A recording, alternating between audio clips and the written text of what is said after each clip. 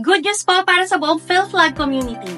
Ang PhilFlag po ay kabilang sa top 10 consumer advocacy group sa Pilipinas pagdating sa paglaban sa mga online lending. At bilang isang non-profit organization, PhilFlag ang tumutulong sa mga kababayan nating naging biktima ng mga harassments ng mga illegal at mapangabusong online lending apps sa pamagitan ng pagpapalaganap ng mga malawakang public awareness, legal guidance, educational contents, support groups at syempre advocacy laban sa mga harassment, data privacy violations at emotional abuse na dulot ng OLAS. At ngayon, recognized na ang PhilFlag bilang isa sa mga pinagkakatiwalaang consumer advocacy group sa bansa. Kaya kung ikaw ay nabiktima ng panghaharas, pananakot o pagbebenta ng mga impormasyon mo ng mga OLAS, hindi ka nag-iisa. Join us and be a verified PhilFlag advocate.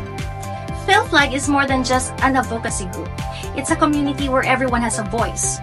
You can find us po on Facebook, YouTube, TikTok o bisitahin ang aming website www.philflag.org. Maraming salamat po sa patuloy ninyong pagsuporta sa PhilFlag. Ang bawat tagumpay at recognition ng organization ay tagumpay nating lahat.